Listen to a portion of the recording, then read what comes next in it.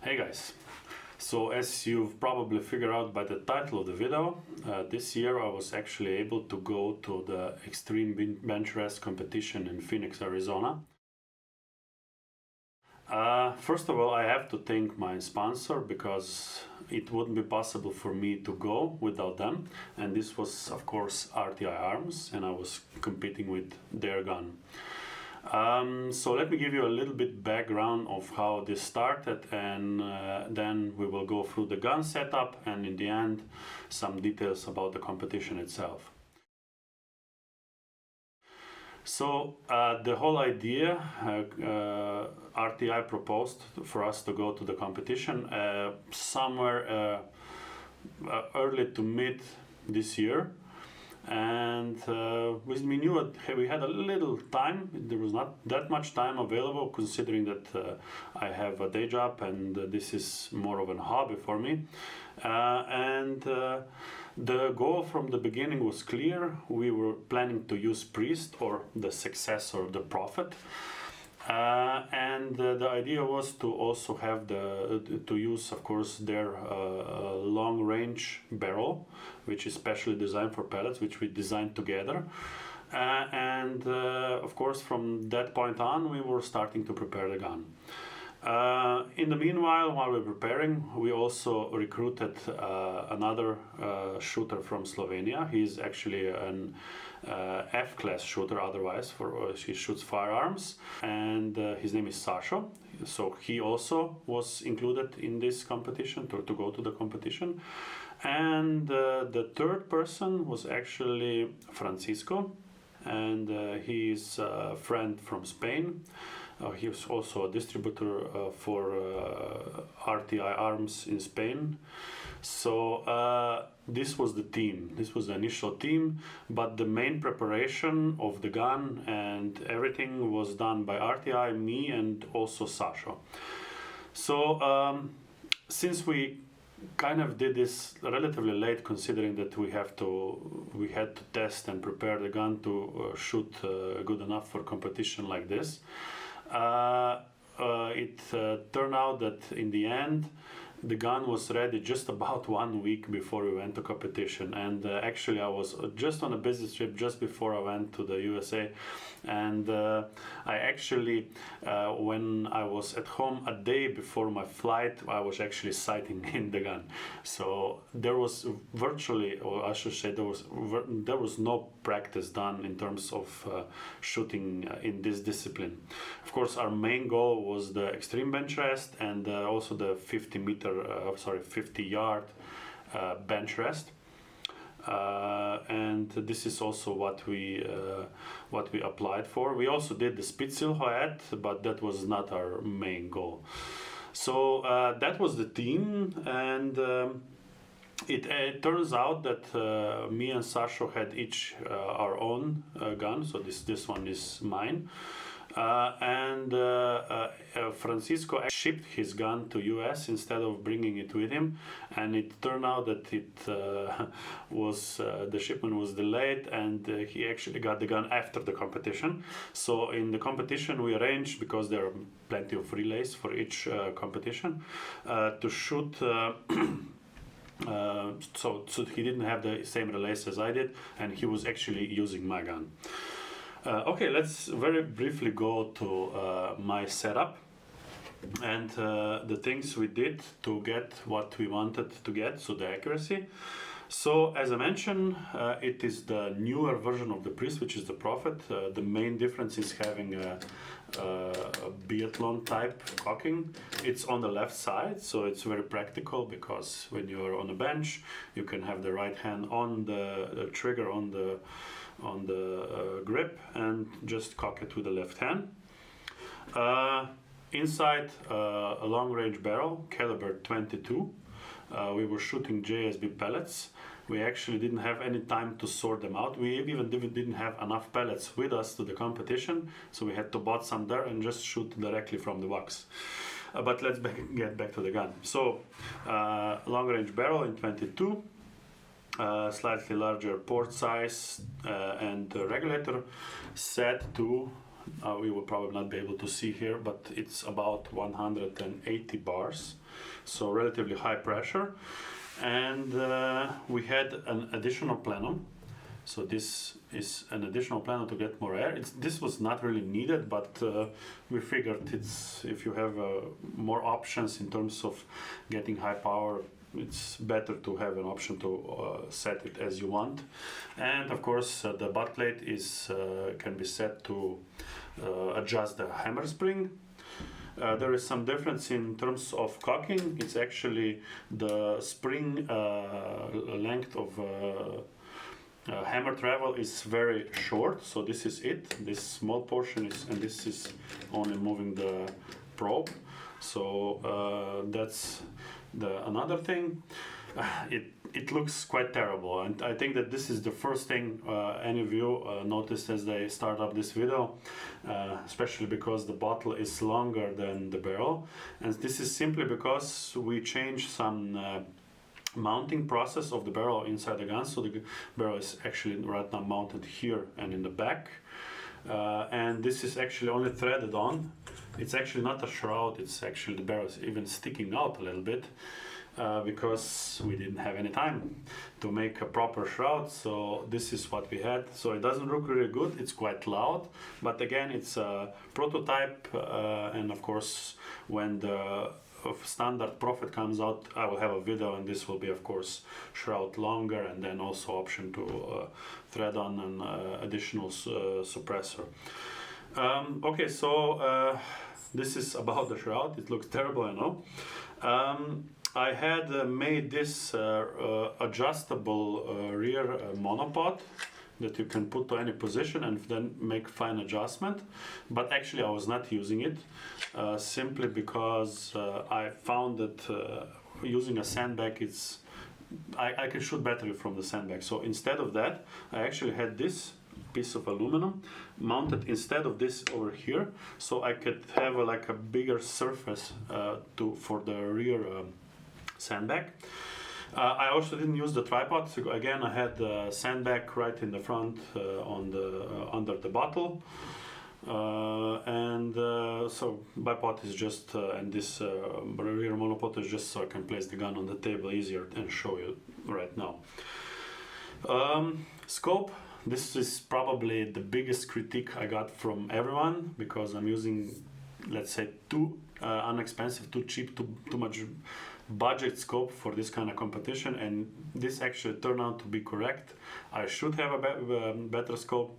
And also in terms of Francisco using my gun, it turns out, again, what also has been told to me many times, my mounts are always too low, so I have too little of space between the scope and the cheek rest. For me, it's okay. For some reason, the way I'm putting my head on the cheek rest, I see through it normally, but everyone else really struggles in trying to get down there low enough to get an image out of the scope. So, but we will get to the scope later on. So one of the reasons I wanted to make this video, first of all, it's my first time on this competition like this, and I'm sure that a lot of you are thinking of going and haven't gone yet, and you would like to get some information on what it's like to go there and how to be better prepared, certainly better than we were. I think that I went through the gun, so maybe what I didn't mention is what you already saw, that I put the gauge here, so I know how my regulated pressure, what is my regulated pressure. Now it's actually really high, and that is because I was shooting outside at 0 degrees Celsius, and then I brought it in, of course, the temperature rises the pressure. But yeah, that was my configuration. The bottle is carbon fiber. It's half a liter, which is just under the allowed limit on the competition. So that's it for the gun, at least. Now let's get to the competition itself, and this is where some interesting and funny things come up. First of all, let me just point out that everything I say from now on, all the excuses that I make are purely our fault. So I'm not trying to justify or make some claims of anything. I'm just saying that every excuse I made is because we were not prepared. That's the simple fact, and there is no getting around it. So let's go from the start. So first of all, the competition is great. I mean, you see a lot of guys that me personally, of course, I would know, because I not only am a YouTuber, I also watch YouTube videos, and I met a lot of YouTubers, all of them extremely friendly, extremely nice to talk to. A lot of them know me, and the conversations was really great. Second, the organizer, sorry, the Air Guns of Arizona, they are such a nice people. I cannot say how good experience the whole thing was, because it was just excellent. All the talks, we were in their shop a lot to prepare the gun, because of course when you take it to the flight, the gun, yeah, it got damaged, especially on the way back. Luckily, we had more damage to it than on the way over there. Okay, so the competition itself. First of all, there is a first day when you have an option to sight in your gun, and we did just that. We had some issues. We also had some problems because we left the gun unattended and someone messed with my turrets on the scope, so he turned exactly one revolution up and exactly one revolution to the right. Luckily, because I had some issues with the gun, I tested it afterwards, before the competition again, and was just amazed where are the pellets going. And then luckily I figured out and just put it back to zero, and everything was okay. So the first competition was actually 50 yards. And actually about this one, I knew as little as possible, because I didn't even check the rules or anything in between. And it turns out that you cannot recharge between the 3 relays that you have. They're not relays, so you have 3 groups of 25 targets to shoot at, and for each target you have 20 minutes, and you're not allowed to refill during this time.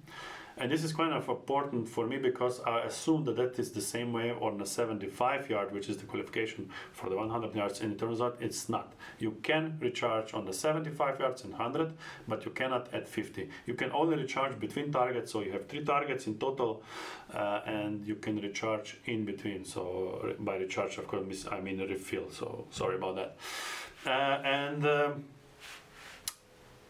I was not good, simply put it. I was not good because the wind was blowing so hard that it actually at one point it knocked over the targets, then they had to go fix it back up.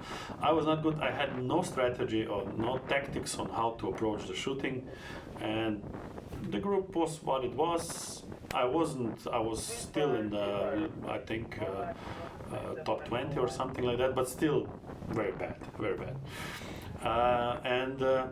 As I mentioned before, Francisco also shot my gun, and here is where we learned that the gun is really shooting well, and for this kind of competition, because of that high velocity. So Francisco, he was actually shooting this gun, this very same gun, and he was in the first relay, which was the most windy, the craziest wind possible. And he actually won the competition. He got the first prize for the 50 yards bench rest. And the funny thing is that he didn't even know this until the last day, because the results are not out there for you to see before that. And we were all actually surprised the last day to find this out. But as I mentioned before, the high velocity really helps, and the velocity that we had this gun set up was actually about 317 meters per second. That's about 1040 feet per second, so 1040 feet per second. It's really high, and we were shooting JSB Monster Redesign at that velocity. So the gun really shoots exceptional. I mean, I'm talking about one whole group at 50 meters and 50 yards, sorry. And shooting this These high velocities really help with getting good performance despite the wind, and that was kind of our idea from the start. And the problem why we didn't have more success at long range, because none of us are really used to shoot in the wind. So the 50-yard went really well for Francisco. For me and Sasho, not that well, but reasonably okay, let's say. And after that, of course, came the 75 yards, which is the qualification for the final, for the 100-meter extreme bench rest.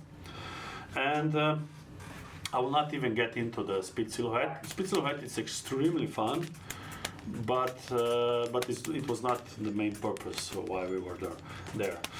So at 75 yards, so the first relay, there are two targets you shoot one day at 75 yards, and then the next day again, and then the people who have the highest score get into the finals. So I think it's like 10 per relay, 10 people from the 40 per relay go forward to the finals, the best 10, of course. So my first relay was terrible.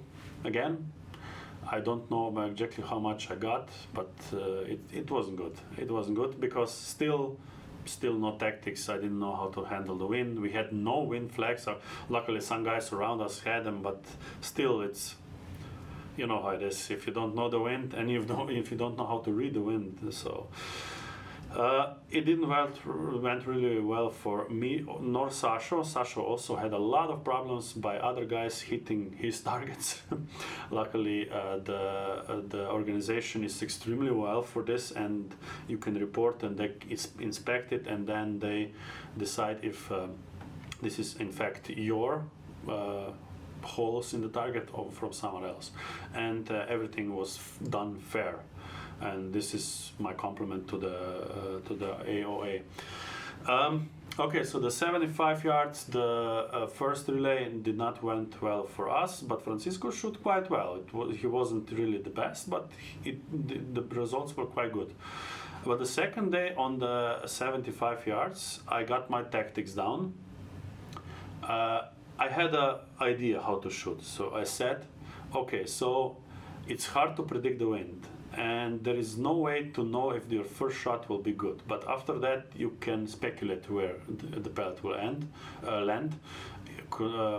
If you take it into assumption that it will the wind will stay the same. So what I did is, instead of as the first day I was single loading them, I used the magazine on the second day. And I decided to go with one tactic. So I said I have sighters down on the downside, so below the target. What I did is I had full magazine. I took 3 shots at the target, the sighting targets, and with that I found out where I'm landing, and then immediately started to shoot at one row of the target. So there are 25 targets in total, 5 in one row. And 5 columns, and I immediately start shooting. And the first one I compensated for what I got the last of the 3 shots in the target, in the test target, and from then on I compensated each next target for the previous deviation from the center. So correct for the wind from the previous target. And I took 5 shots and then pause, reload the magazine, make sure I have enough air, wait a little bit for the good conditions, and then again 3 shots in the sighting target, and then started from left to right the next row. And this paid off really nicely, because I had the highest score. Actually, there was 2 of us who had this score. It was 240 of 250, of course, and I had 10 X's. So really nice shooting. I was really happy, and definitely the tactics helps a lot. Of course, there was also less wind that day, but still with that tactics I could get better results the first day when I just randomly shoot and didn't know what to expect.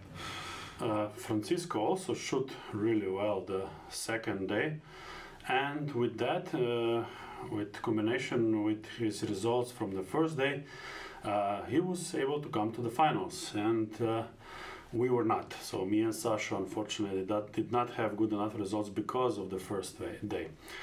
And the finals, that's another interesting thing, and this is where my bad scope and bad scope placement comes into play. So again, Francisco was shooting my gun, so he had to get used to my scope and my height of the scope. And it was quite interesting because we were of course looking at him, and when you are looking at someone shooting at 100 yards, you don't know really where he's hitting, so you don't know if he's happy with it or not. It's just at a certain point he asked me, Gregor, do you know which target I already shot and which one I still didn't? Of course I said, I have no idea. And we had also there a scope to check, a spotting scope to check, but the spotting scope was not that good to really see where he, for sure, where he hit and where he didn't. And of course with the small caliber, the 22 caliber, the holes are really small and hard to see.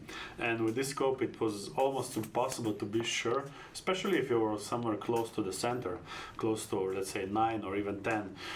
And he even asked a neighbor over there if he can check, because he had a much better scope, which target he shoot and which he didn't, and he was kind enough to let him do that. And this again brings to the surface how friendly everyone in this kind of competition is. But he was still not able to determine where he did and where he didn't shoot. And in the end, she shot 2 targets twice, and all of them already have a 9 on it, and he didn't shoot at one target at all. And of course this also reflected in the end results, and he didn't make it into the best 3, of course, but still we were quite satisfied with the whole thing, considering how prepared or unprepared we were. So that's about it. I actually, after the competition, I got a little time to go. We went to see a little bit Arizona. We went to Sedona and to check out a little what the countryside looks like. But if I would have to gather what I learned from this experience, one thing it would be that I'm definitely better at servicing the guns as I am shooting them. And this is a thing that I already mentioned a couple of times before, and now it really turned out to be like this because Francisco had better results always than me, despite the fact that he was shooting my gun. So I definitely set it up well, but Francisco was a better shooter. And second is, next time we go, we have to be better prepared. I would also like to congratulate to all the competitors, and especially to Nikolai from Russia, who ended up winning. Congratulations. I mean, there was really some exceptional shooters at this competition, so this is another really nice experience about this competition. That's it, guys. Actually, I talked to RTI after that for a while. There will be a video sometimes in the future about the Prophet, and there will also be a video that reveals the secrets behind the long-range barrel. I don't have any time estimation on when that will be, but look out for that video, so make sure you click that bell button. Hopefully I'll give out more frequent, so record more frequent videos from now on, and see you next time. Thank you for watching.